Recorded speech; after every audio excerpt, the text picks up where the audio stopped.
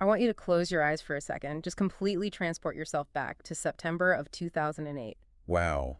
Yeah, a really dark time for a lot of people. Right. And I want you to picture the sheer scale, just the absolute immensity of the global financial system. Because we aren't just talking about a stock market where people casually trade shares of companies. No, not at all. We're talking about a multi-trillion-dollar, globally interconnected machine. It's this intricately woven behemoth that took literal centuries to build, layering itself institution by institution, from your local neighborhood banks all the way up to the glittering towers of Wall Street in London. It was the bedrock of the modern world, Yeah, essentially. exactly. And in September of 2008, that majestic, supposedly indestructible machine didn't just break down. Right, It yeah. didn't just stall out or, need a quick tune-up. It completely collapsed in on itself. And it didn't merely collapse, it caught fire. It really did. It was this spectacular, devastating conflagration that seemed to just consume everything it touched. And the fallout wasn't just abstract numbers on a screen turning from green to red. No, the human cost was staggering. Visceral. Millions of people, everyday people who had done absolutely everything right, were losing their jobs in the blink of an eye. Entire careers just wiped out. Yeah, they were losing the homes they'd spent years raising their families in, watching their life savings, the money they had literally bled and sweated for over decades, just evaporate into thin air. It was unparalleled panic. It really felt like the floor of the global economy had simply vanished beneath our feet. The atmosphere of that specific moment in history really cannot be overstated. It wasn't just a recession. It was a profound global trauma. Trauma is the perfect word for it. Because you had this monolithic structure of global finance. And everyone, from politicians to the general public, simply assumed it was governed by the smartest, most capable people in the room. The so-called adults in the room. Exactly. And suddenly, it's proving to be fundamentally, structurally unstable. I think the sheer velocity of the destruction was what terrified people the most. It happened so fast. Right. It wasn't a slow decline. It was a sudden realization that the bedrock of the economy was actually made of sand. Watching century-old institutions just evaporate overnight completely shattered the public's illusion of safety. It was a waking nightmare for almost everyone on the planet. But, and this is where we shift the camera, so to speak, we're going to pull away from the burning wreckage of Wall Street. Okay. We're moving away from the screaming trading floors in New York, and we're going to travel all the way across the country to a quiet, totally unassuming corner office in California. A very different scene. Entirely different. Inside this office, there is no screaming, there's no panic, no frantic running through the halls. There is just one man. Sitting completely alone. Sitting completely alone. He's staring at a phone that will not stop ringing, and he's staring at his computer screen. And on that screen, amidst the absolute greatest financial apocalypse of our lifetimes, is a number that seems entirely impossible. And almost offensive, given the context. Yes. In the context of the devastation happening right outside his window, it feels offensive because his funds return is sitting at a staggering, mind-bending 489%. It is the ultimate historical juxtaposition. It really is. On one side of the continent, you have the complete chaotic disintegration of the established financial order. And on the other, you have a quiet, intensely solitary triumph of unimaginable proportions. It forces us to reevaluate everything we think we know about how markets actually work. Okay, let's unpack this. Let's do it. Because this isn't just a fun story about someone walking into a casino, putting all their chips on black, and getting incredibly lucky. Today's deep dive is an absolute mission. We are dismantling the anatomy of a historic prediction. Exactly. We are looking at translated excerpts from this incredibly compelling audio documentary. It details the story of this specific man, Michael Burry. He is the man who looked at the exact same economic data, the exact same publicly available numbers as every single financial titan, every government regulator, every supposed genius on Wall Street. And he saw a catastrophic crisis coming when literally no one else did. No one. Our goal today is to extract those massive aha moments for you. We want to help you understand not just what happened in those years leading up to 2008, but how it happened. The mechanics of it. Yeah, how did one person's highly unique way of navigating and viewing the world allow him to uncover a truth that an entire multi-trillion-dollar financial industry completely catastrophically missed? To truly grasp the magnitude of the 2008 crash, and more importantly, this one man's anticipation of it, you really have to look beyond the spreadsheet. The math is crucial, obviously. Oh, the math is crucial, and we'll Okay. get into that. But the math is really only half the story here. The real narrative, the foundation of this entire event, is deeply rooted in psychology. We have to examine the psychology of crowds, how brilliant, highly educated people can become entirely blinded by collective momentum and shared incentives. Groupthink on a massive scale. Exactly. And we have to contrast that with the psychology of the ultimate outsider. We need to explore how someone builds the psychological fortitude to stand completely alone for years against the overwhelming tide of global consensus. That is the perfect place to start. Let's look at the anatomy of this ultimate outsider. Yeah. Because Michael Burry was not your typical Wall Street titan. Far from it. He didn't fit the mold in any conceivable way. He was 32 years old at the time. He was building the foundation for this historic trade. And his background? He wasn't a finance major. No. He wasn't an economics professor. He was a medical doctor. Which is wild. It's crazy. Specifically, he was a guy who had been grinding through a grueling residency in neurology, and he just dropped out. He walked away from it. Just left medicine completely. Left it behind. And instead of diagnosing patients, he started spending his free time, usually late at night, on the internet. He was posting individual investment advice on message boards. And he was good at it. He was incredibly adept at it. His calls were so accurate that he made enough significant gains to take that capital and actually found his own investment fund, Scion Capital. And he did it entirely by himself. All by himself. Operating out of California, thousands of miles away from the financial hub of New York. What's fascinating here is the underlying pipeline from a medical residency to high-level financial analysis. It seems disconnected, right? On the surface, it seems like a massive, disjointed leap. Yeah. But think about the foundational cognitive skills required for that kind of medical training. Discipline? Mostly. Unbelievable discipline. Yeah. And a highly specific way of processing information. In medicine, you are dealing with the most complex, intricate, and interconnected system known to humanity, the human body. That's a really good point. It requires the ability to focus intensely on microscopic, seemingly isolated symptoms, while simultaneously understanding how they affect the entire organism. Ah, I see where you're going with this. Right. When he left medicine, he didn't leave that diagnostic rigor behind. He simply took that exact same mental framework and applied it to a new complex system, the macroeconomic landscape. He was still diagnosing a patient. Exactly. But the patient was the global financial market. I hadn't thought about it that way, but it makes perfect sense. He's looking for the hidden symptoms that everyone else is ignoring. Precisely. But there is a crucial, deeply personal detail in his background that takes this psychological profile to a whole new level, and it's something we really need to dive into. It's very important context. When Burry was a young child, he battled a terrible disease called retinoblastoma. Yeah. It's a rare form of eye cancer, and to save his life, doctors actually had to remove his left eye. So he grew up with and wears an artificial eye. And the documentary material we are looking at makes a very specific point to note that this physical reality profoundly shaped his professional and psychological profile. It wasn't just a medical footnote. Exactly. It wasn't just a footnote. It was a defining characteristic of how he interacted with the world. It absolutely was. And we have to consider the developmental impact of that. Losing an eye as a child, having a physical difference that is immediately noticeable to everyone you meet, it inherently alters your social trajectory. It has to. The source material explicitly points out that because of this, he struggles significantly with eye contact. It makes him very uncomfortable. Which is tough in any profession. And beyond just those one-on-one face-to-face interactions, he finds large crowds and noisy, bustling environments completely overwhelming. They stifle him. They drain his energy. Now, contrast that psychological reality with the traditional world of high finance. Right, because traditional finance, especially back in the early 2000s, was an industry built almost entirely on the extrovert's playbook.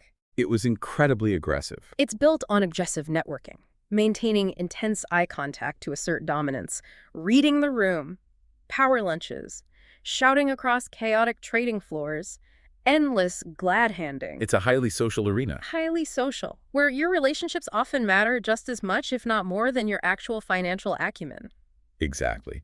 The material specifically contrasts Burry with what it calls the typical Harvard graduate Wall Street youth. Oh, we can all picture that exact archetype. Right. The guy who is always at the networking mixers, always securing the best tee time on the golf course, always seamlessly blending into the prevailing groupthink of the financial elite. The ultimate insiders. These are people whose entire career trajectory is based on consensus building and social frictionlessness.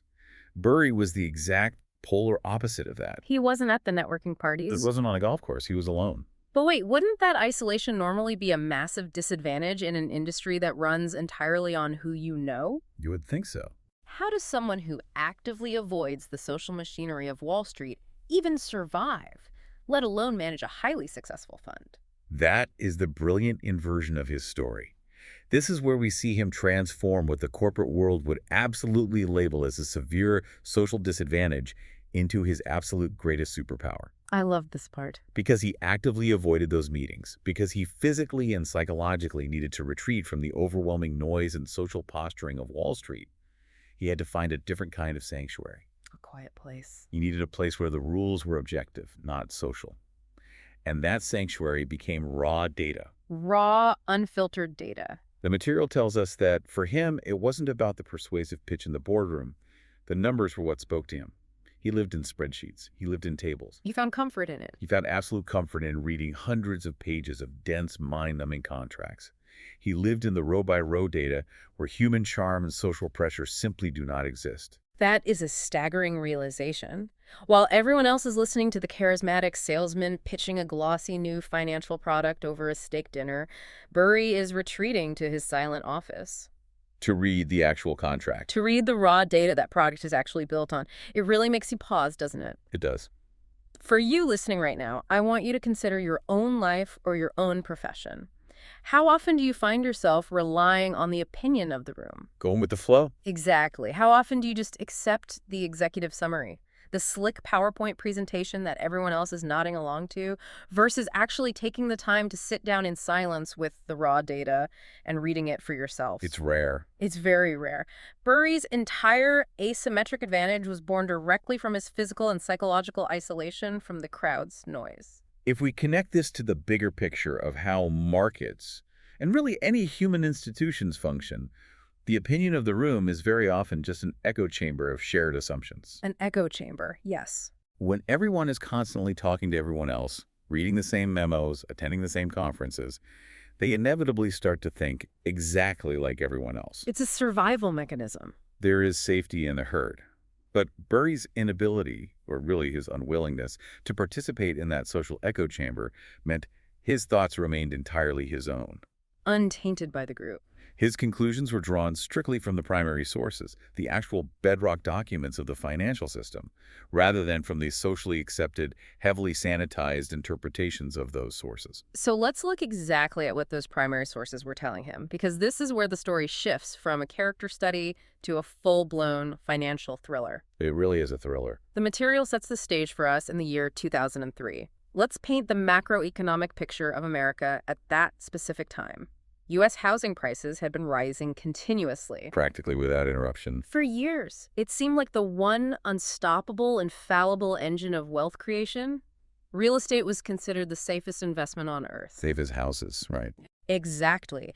And because everyone, from the average citizen to the chairman of the Federal Reserve, believed that housing prices would simply go up forever, the banks started acting in ways that, in hindsight, seemed like utter incomprehensible madness. Absolute madness. The documentary notes that banks were giving out home loans to buyers without even requiring documentation. No proof at all. They weren't asking for proof of income. They weren't verifying assets. They were just handing out hundreds of thousands of dollars to anyone with a pulse. It was a period of profound, systemic, irrational exuberance. Oh, absolutely. The traditional, century-old barriers to borrowing money, the fundamental checks and balances designed to ensure a borrower could actually repay a loan, were completely dismantled. They called them NINJA loans, right? Yes, NINJA loans.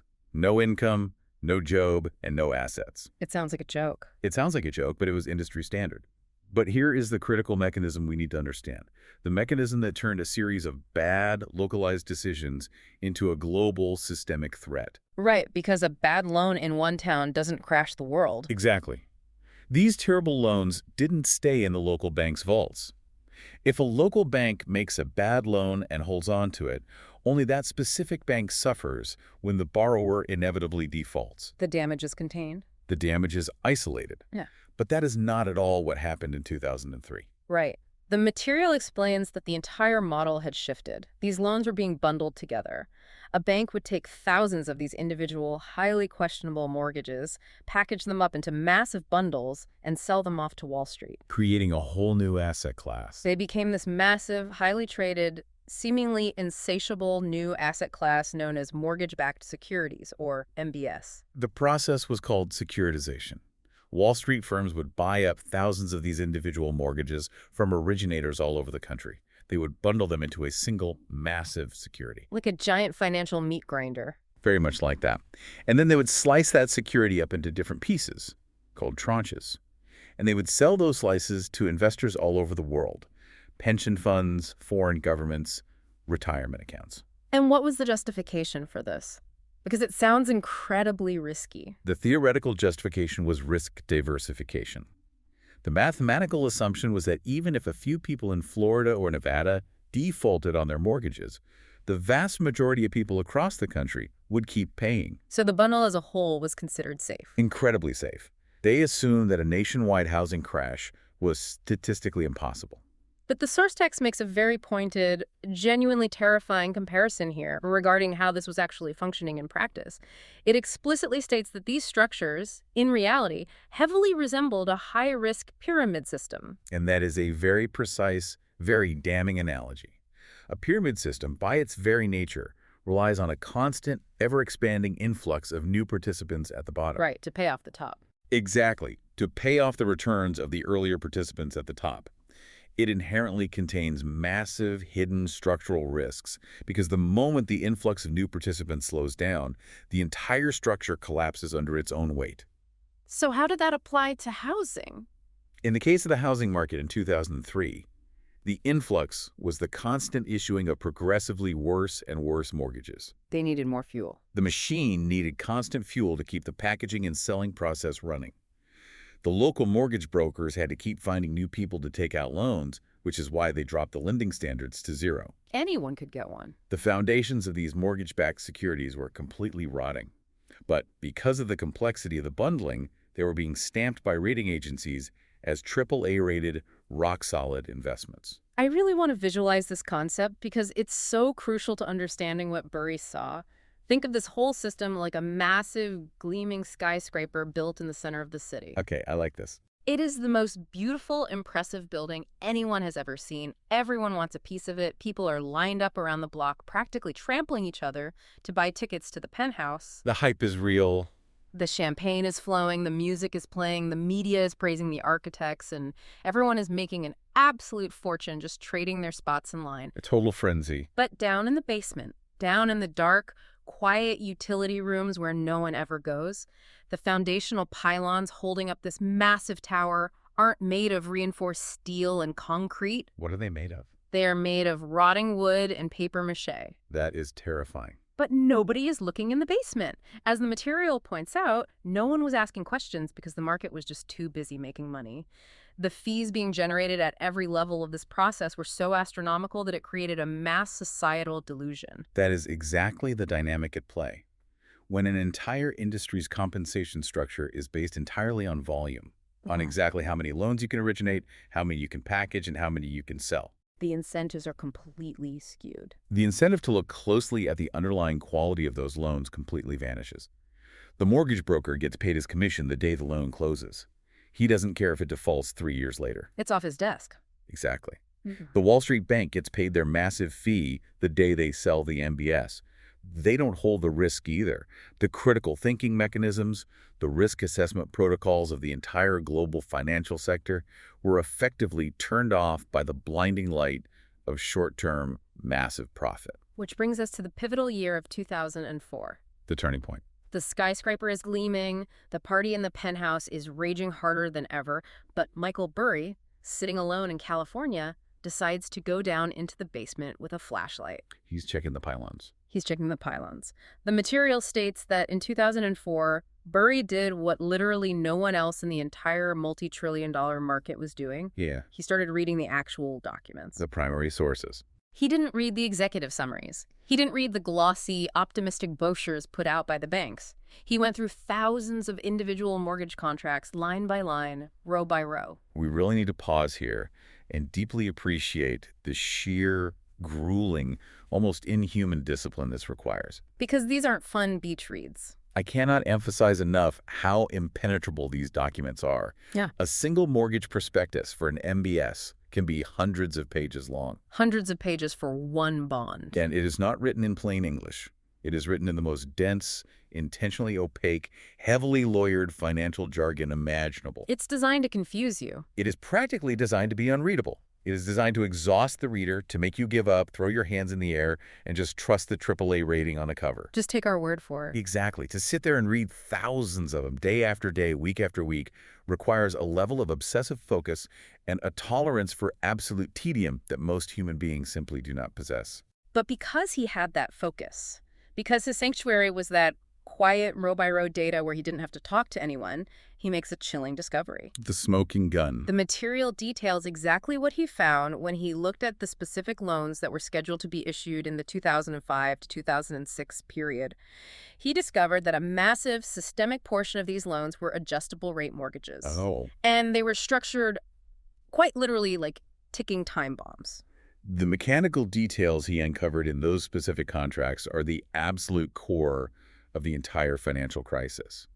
The source explains that these loans were structured with what the industry called teaser rates. At teaser rates. For the initial period of the loan, usually the first 2 years, the monthly payments were kept artificially, seductively low. This was the trap. The cheese in the mousetrap. This is exactly how they convince people with no income, no documentation, and terrible credit to sign the papers. Let's put some actual numbers to this to really understand what he was seeing in those documents, because the math is terrifying. Imagine a family making maybe $40,000 a year. Modest income. The mortgage broker tells them they can easily afford a $500,000 house. Why? Because under this specific contract, for the first 2 years, their monthly mortgage payment is only, say, $1,000. Which seems manageable to them. It seems perfectly manageable. They sign the papers, they move in, they are living the American dream. Exactly. But the contracts explicitly stated, buried deep in page 140 of the fine print, that after a specific, mathematically predetermined period, usually 24 months, those artificially low teaser rates would automatically reset. They vanish. They would vanish and be replaced by much, much higher real market interest rates. Right. So in month 25, that family's monthly payment doesn't just go up a little bit. It automatically spikes from $1,000 a month to something like $4,500 a month. A catastrophic jump. And here is where Burry's sanctuary of numbers pays off in a historic way. He didn't just casually note that the rates would eventually go up. He did the rigorous math. He modeled it out. He ran the complex projections. He calculated exactly what would happen to the broader economy when those specific reset dates hit en masse. Across millions of homes. He realized that a massive systemic portion of all these borrowers across the country would be completely mathematically unable to pay the new higher rates. It wasn't a possibility, it was a certainty. Right. It wasn't a question of if they would budget better. They literally did not have the income to cover the reset. And that is the crux of his realization. Yeah. It wasn't a probability or a pessimistic guess. In his clinical reading of the raw data, it was an absolute certainty. He saw the inevitable domino effect with total clarity. The dominoes were lined up. When those specific teaser rates reset in 2007, you get mass defaults. Hundreds of thousands of families suddenly unable to pay. Mass defaults lead immediately to mass foreclosures. How is this hitting the market? When millions of foreclosed homes suddenly flood the real estate market simultaneously, the supply drastically outweighs the demand. That crushes housing prices globally. Down they go. And when the underlying housing prices collapse, those massive, supposedly rock-solid Wall Street mortgage-backed securities, the ones entirely built on the foundational assumption that housing prices never go down. They would instantly become entirely worthless pieces of paper. Exactly. The pyramid collapses. It is wild to think about. This catastrophic, system-destroying flaw wasn't hidden in some secret vault on Wall Street. No. It wasn't a dark conspiracy whispered in a smoke-filled room. It was written down in black and white, legally binding ink, in the very contract that were driving the entire global economy. For anyone to read. It perfectly highlights a recurring theme in this deep dive.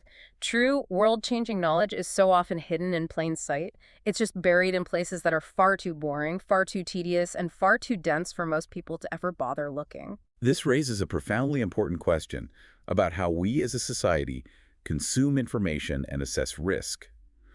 We are biologically and psychologically wired to seek the path of least resistance. We want the easy answer. In finance, as in many professional fields, the absolute path of least resistance is accepting the consensus narrative. If everyone says the housing market is strong and the rating agencies say the bonds are AAA, why would you spend your weekends reading 1,000-page prospectuses? You wouldn't. Burry's discovery proves that the most valuable transformative information is often found precisely in the areas where no one else is willing to endure the boredom and the isolation required to look for it.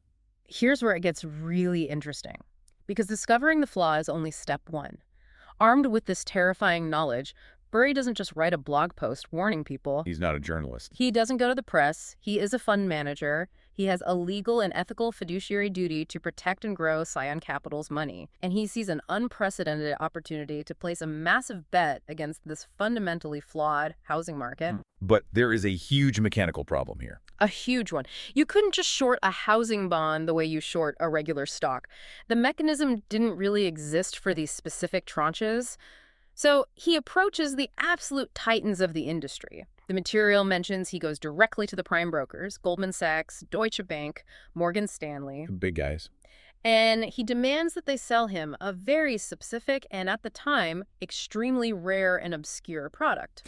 The product he was relentlessly pursuing was a credit default swap, or a CDS. Let's break that down for people. To put it simply, without getting too bogged down in the deep esoteric financial plumbing, a CDS is essentially an insurance policy on a bond. Okay. You pay a regular ongoing premium, just like you do for car insurance or fire insurance.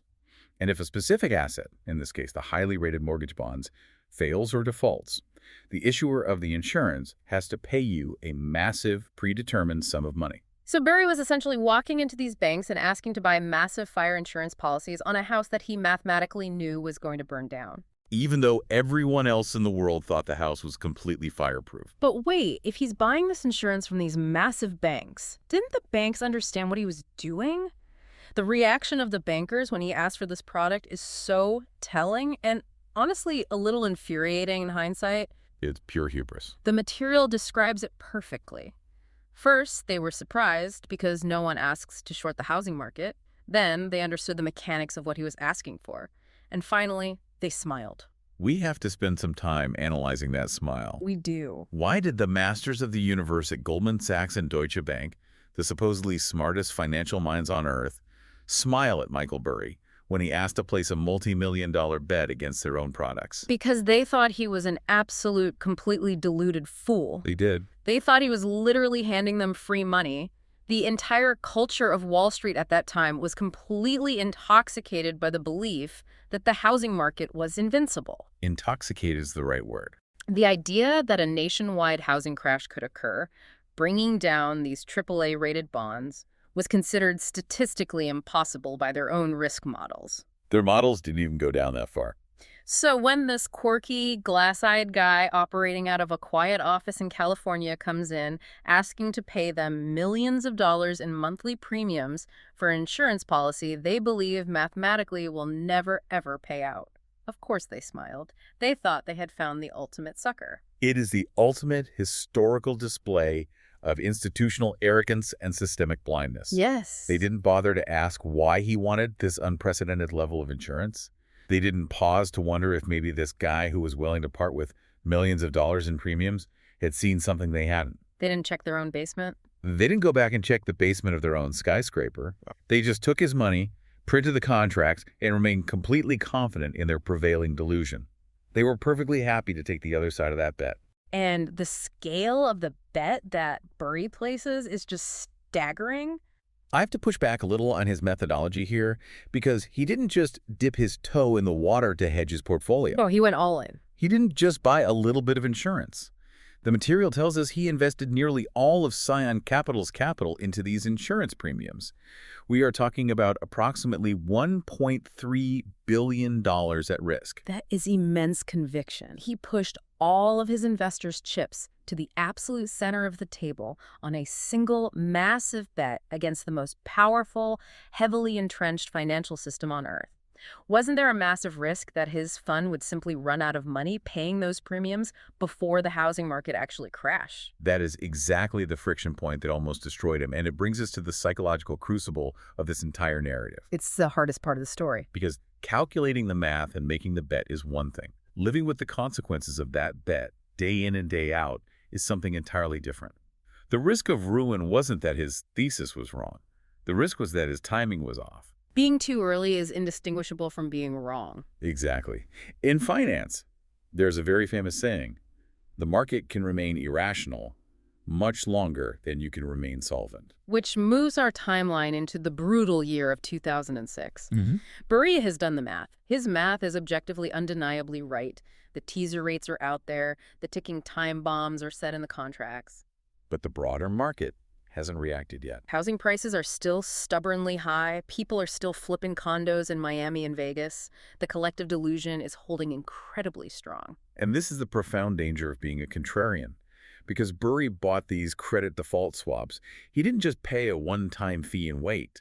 These instruments had what is called a negative carry. Negative carry, meaning he has to pay to hold them? He had to pay regular, incredibly expensive premiums to Wall Street every single month to keep the insurance active. It was bleeding the fund dry. Right, so the fund is hemorrhaging capital.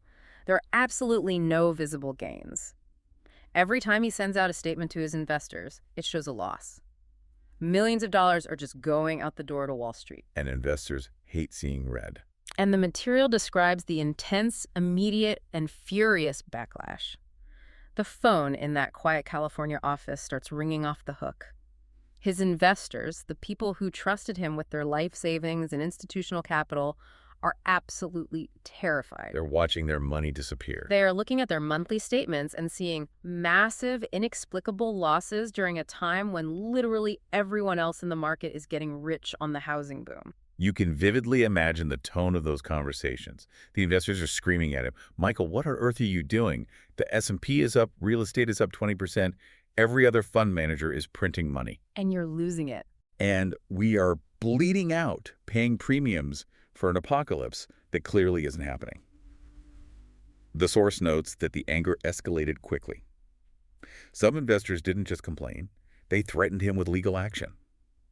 And one actually followed through and sued him. They sued him? They wanted their money back immediately. But wait, if he's the fund manager, can't they just withdraw their money? Why do they have to sue him? Because Burry, anticipating that the market might take longer to collapse than people had patience for, and knowing that a mass withdrawal would force him to sell his positions and ruin the entire strategy, invoked a mechanism called side pocketing. Side pocketing. He legally locked up their capital. He essentially told them, I am right, you are wrong, and I am locking your money in this trade for your own good until it plays out. Oh, wow. You can imagine how well wealthy investors reacted to being told they couldn't access their own money.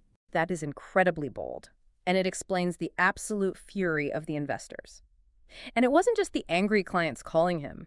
The material mentions that large financial institutions, the establishment figures, actually tried to intervene. To manage him. They tried to call him and comfort him into changing course, which, if you think about it, is almost worse than the screaming. Oh, it's totally patronizing. The patronizing tone of the establishment telling the brilliant outsider, there, Michael, you've clearly lost your way, the pressure has gotten to you. Just drop the silly, pessimistic bet and come back to the herd. If we connect this to the bigger picture, this period represents the ultimate agonizing test of conviction. Truly agonizing. It is one thing to believe in your data when you are sitting alone in your office running the numbers. It is an entirely different, almost superhuman level of psychological fortitude to maintain that belief when the entire world is against you, including the people who pay your salary, the people who trusted you with their wealth, and the established experts of the industry. When they are aggressively screaming at you that you are a complete fool, the cognitive dissonance of that situation would break almost anyone. So how does he react to this immense pressure? He doesn't go on a press tour to defend himself on CNBC.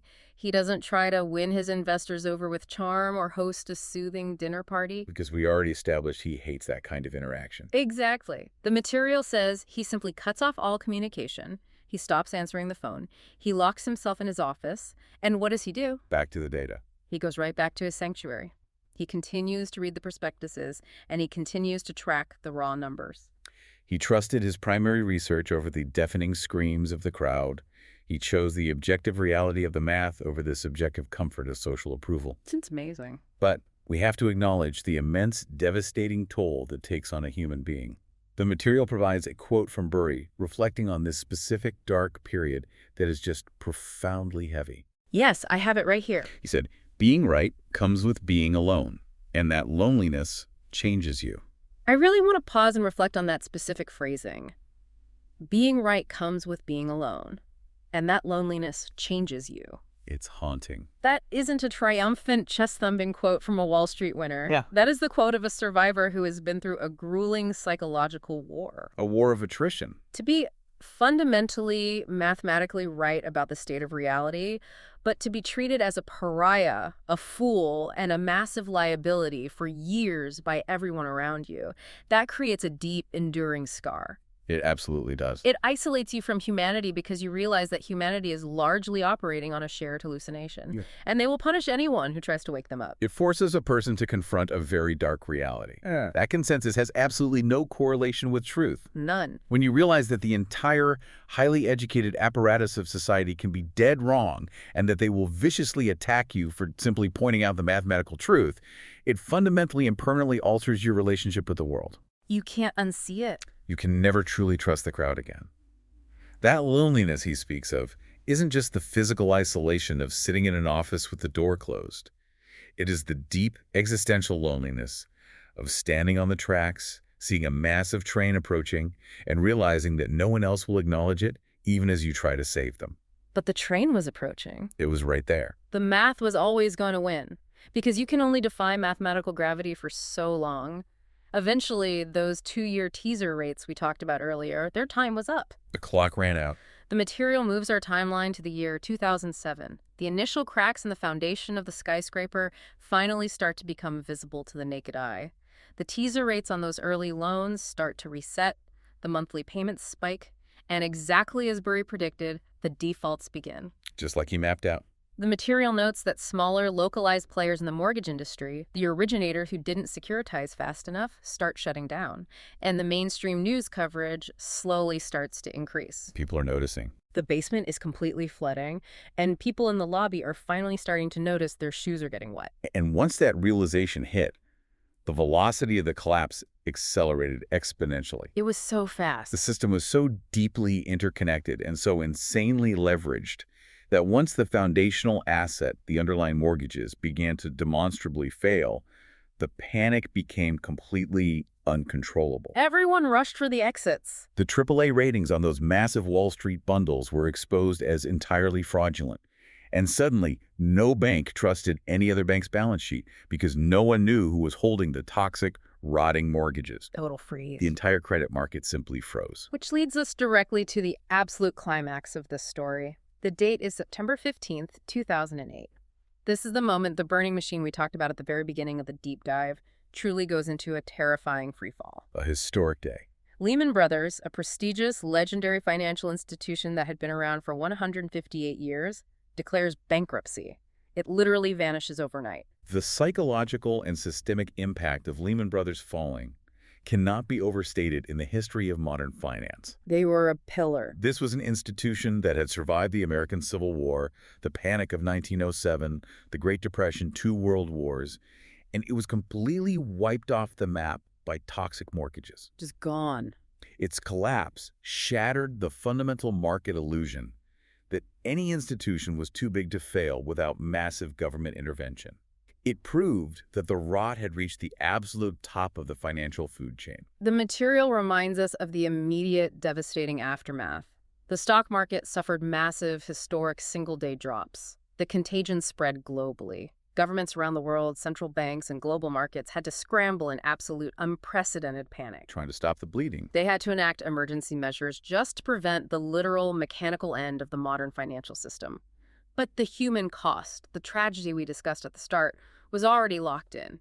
Millions lost everything. And amidst that total chaos, amidst the collapsing banks and the government bailouts, the CDS contracts, those obscure insurance policies that Burry had bled his fund dry to pay for. The ones they laughed at. The ones the bankers had smiled at him for buying were triggered. The very Wall Street institutions that had mocked him when they sold him those policies were now legally obligated to pay him billions of dollars as their own houses burned to the ground. Which brings us full circle, back to that quiet office in California. While the world is literally on fire, Michael Burry looks at his screen. His fund's return is locked in at that impossible 489%. Incredible. Against all odds, against the laughter of Wall Street, against the lawsuits and the fury of his own clients, against the immense pressure to conform. He was right. He was completely right. The material tells us his personal profit from this single mammoth prediction was approximately $100 million, and he made his investors over $700 million. It stands as one of the most astonishing, audacious individual victories in the entire history of finance. Truly unparalleled. But it is a victory heavily bathed in systemic tragedy, which is perhaps exactly why he didn't stay to take a victory lap. There was no joy in the vindication. No, there wasn't. The material notes that by the end of 2008, he makes a stunning decision. He closes Cyan Capital entirely. Just shuts it down. He returns all the massive historic profits to the very investors who had screamed at him, threatened him, and sued him. And he retreats from the industry. He completely walks away from the machine he had just mathematically beaten. Which, if you think about it, perfectly aligns with his psychological profile from the very beginning. Right. He didn't want the spotlight. He didn't do this for the fame. He didn't do it to become a Wall Street celebrity or to gain social status. He did it because his clinical reading of the numbers demanded it. He solved the puzzle. He diagnosed a fatal flaw in the system. He positioned himself accordingly. And once the thesis was proven and the system collapsed exactly as the math dictated it would, his work was done. There was no logical reason for him to remain in the spotlight he always hated. But of course, a mind wired like that, a mind that constantly seeks out the objective truth hidden in the data, doesn't just stop observing the world. You couldn't turn it off if you tried. Exactly. Section 7 of our outline and the latter part of our source material reveals that Burry's story didn't simply end when he closed his fund in 2008. The material points out that there are modern echoes of this exact same dynamic playing out today. History rhyming. It notes that Burry didn't stop watching the markets. He just watched them from the outside on his own terms. And the source specifically highlights that in recent years, he took massive positions against technology stocks in 2021 during the height of that boom and against the broader American economy in 2023. And it is incredibly revealing to look at what happened when he took those new contrarian positions. It really is. How did the financial world react to the man who literally predicted 2008? You would think they would listen, right? The material tells us, once again, people laughed at him. Unbelievable. They mocked him on social media. They called him a perma-bear, someone who only ever sees disaster. They called him a broken clock that's only right twice a day. They dismissed him completely. They looked at the soaring, supposedly unstoppable tech stocks of 2021 and said, Burry has lost his touch. He's seeing ghosts. He's living in the past. It proves that the cycle of human psychology is infinitely repetitive.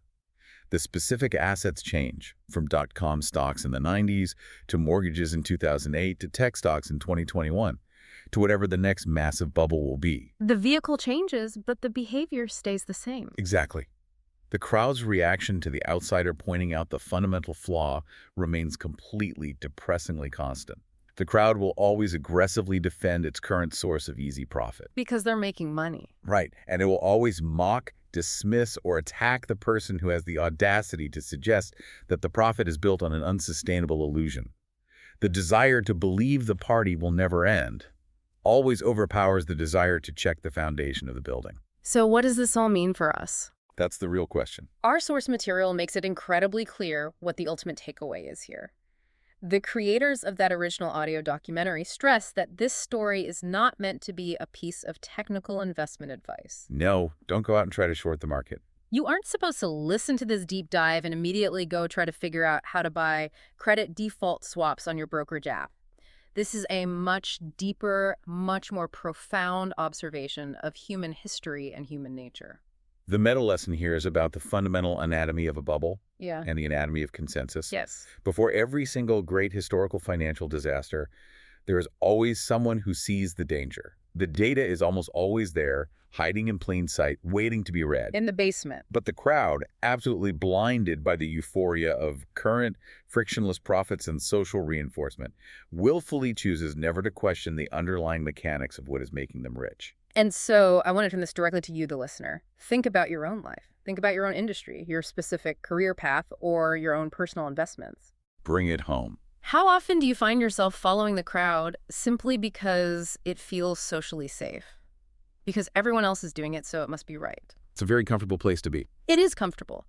How often do you just accept the executive summary, the cheerful PowerPoint presentation, the glossy brochure, instead of demanding to read the actual boring contract for yourself? Where are you relying on the opinion of the room instead of the raw data? This highlights the supreme, genuinely unquantifiable value of doing your own rigorous, independent research. It is the immense value of actively, constantly questioning the consensus. Don't take their word for it. If everyone in your field assumes something to be an unquestionable truth, if they treat an assumption as an absolute law of nature, that is exactly where you should start bigging. That's the spot. That is precisely where you need to shine your flashlight into the basement and look at the pylons. To wrap this incredible, sprawling journey up, we started with a solitary man, a former medical doctor with a glass eye who fundamentally hated crowds and small talk, sitting alone in a quiet office in California. Reading the fine print. Reading the mind-numbingly boring 1,000-page mortgage contracts that the rest of the entire financial world completely ignored. And we watched as that single act of diligent, isolated reading allowed him to mathematically dismantle a trillion-dollar system. And win. And walk away with a historic, unprecedented victory, even as it cost him his peace and profoundly changed him through deep existential loneliness. It stands as a monumental testament to the power of raw data over social proof. But it is also a very stark, ongoing warning. We need to remember that. Because the exact conditions that created the 2008 bubble, the systemic greed, the total lack of oversight, the misaligned incentive structures, and most importantly, the blind, euphoric madness of crowds, were not magically eradicated in 2008. It didn't fix human nature. They are fundamental, permanent components of human nature. They will happen again. Exactly. The names change, but the game stays the same. And that is why we are going to leave you with a final provocative thought. It's a challenge directly posed by the original source material, but we want you to really deeply mull this over during the coming week. This raises an important question. It does. If Michael Burry's story fundamentally proves that the most dangerous, destructive bubbles in history are precisely the ones that everyone is happily profiting from and vehemently refusing to question, where is the bubble hiding today? Look around you right now. Yeah. Is it in the housing market again? Is it hiding in the explosive, completely unquestioned growth and capital expenditure of artificial intelligence? That's a big one. Is it in the wild, unregulated swings of crypto? Or is it in something completely mundane, something so boring that no one is even talking about it yet? We encourage you, as you go about your week, to look critically at your own industry, your own investments, and ask yourself this one vital question. What is the fundamental assumption everyone around me is making right now that absolutely no one is actually verifying? Because you can be certain of one thing. Whoever is doing the verifying right now, in some quiet room, completely away from the noise of the crowd, is the person who will see the next fire before it even starts. What an absolutely incredible deep dive. Thank you so much for joining us and spending this time unpacking such a massive, world-altering story. It was a pleasure to break it down. We love going on these complex journeys of discovery with you. Until next time, keep questioning the consensus, keep reading the fine print in the basement, and we will see you on the next deep dive.